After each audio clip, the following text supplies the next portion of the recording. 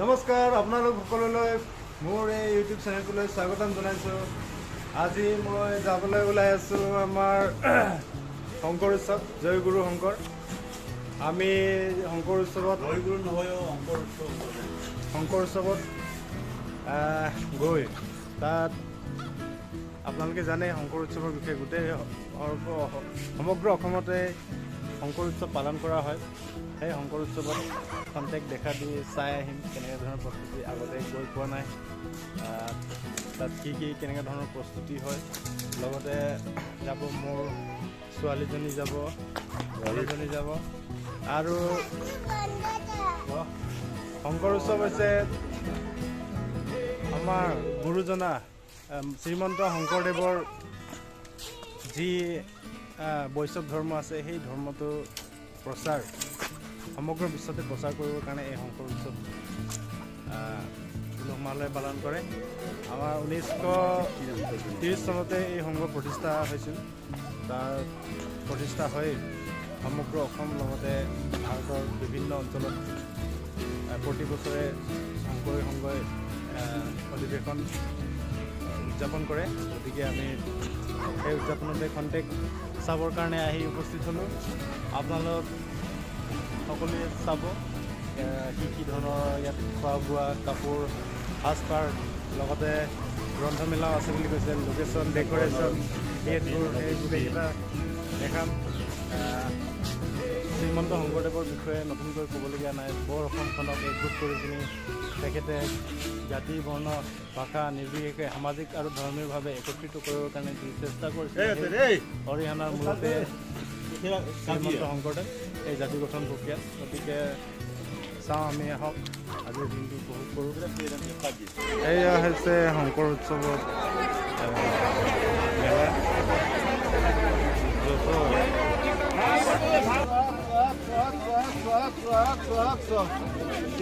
ভগৱানৰ মানুহ প্ৰায় লক্ষাধিক। নদী এখন আছে, নদীখন ক্ৰছ কৰিবলৈ দলং বনাইছে। দলঙৰ কাৰণে ইবাৰ সিবাৰ হওঁতে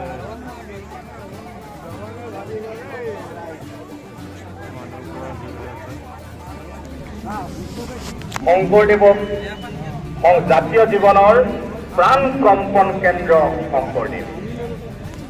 আমাৰ অসমীয়া ভাষা, অসমীয়া সাহিত্য আজি জোনাই চিমেণ্ট চাপৰিত যেন মানুহৰ ইমান বিশাল ইমান মানুহ কোনো এটা ইভেণ্টতে আজিলৈ হোৱা নাই।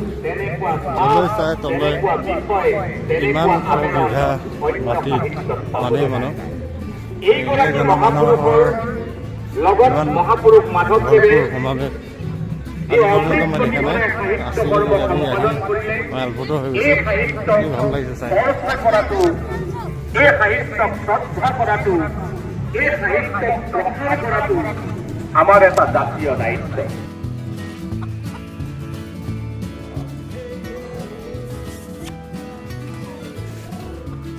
শ্ৰীমন্ত শংকৰদেৱ আছিল বহুমুখী প্ৰতিভাৰ অধিকাৰী। শংকৰদেৱক কেৱল ধৰ্মপ্ৰচাৰক ৰূপে গণ্য কৰিলে তেওঁৰ প্ৰতিভাৰ প্ৰকৃত মূল্যায়ন কেতিয়াও সম্পূৰ্ণ নহয়। এখন ৰুগ্ন আৰু বৰ্ণ সমাজত জ্ঞানৰ পোহৰ সিঁচিবলৈ তেওঁ অশেষ কষ্ট কৰিছিল।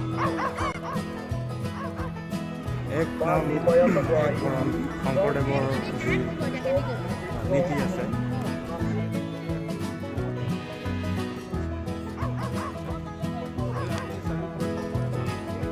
অসমৰ সমাজ জীৱনলৈ শংকৰদেৱে আগবঢ়োৱা অৱদানৰ কোনো তুলনা নাই।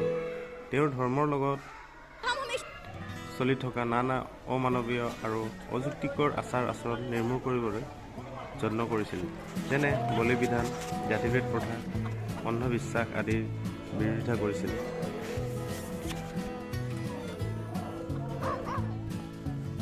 আমাৰ অসমবাসী, অসমৰ জনগণ আমি বহুখিনি উপকৃত হওঁ।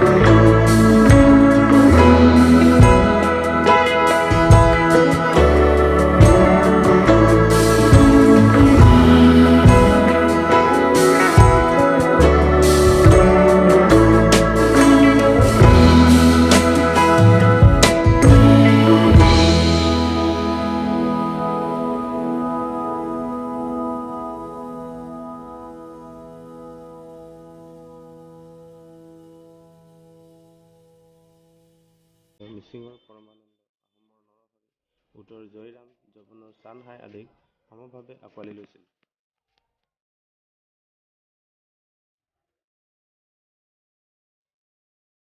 কছাৰী, চুতীয়া, মৰাণ, আহোম, মিচিং, কলিতা, ব্ৰাহ্মণ, দৈৱজ্ঞ, মুছলমান, বৌদ্ধ, পৰ্বতীয়া, ভৈয়ামীয়া, চন্দাল সকলোকে সামৰি একেখন নতুন বিৰাট সমাজ গঢ়ি তুলিছিল। মহাপুৰুষজনাই সত্ৰত বহুতো জনজাতীয় লোকক শৰণ দি নিজৰ বিশাল উদাৰতা আৰু মানৱতাবোধৰ পৰিচয় দিছিল।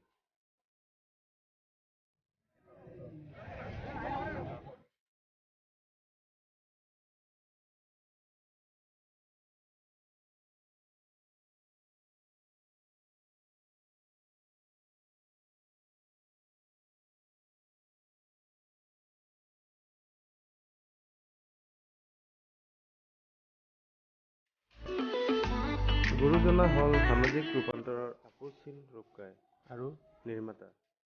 শংকৰদেৱে কৈছিল, কুকুৰ চিগাল গদৰ ভৰু আত্মাৰাম, জানিয়া হবাকো পৰি কৰিবা প্ৰণাম।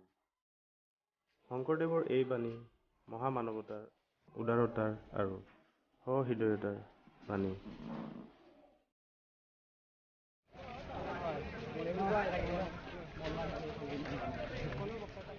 Marca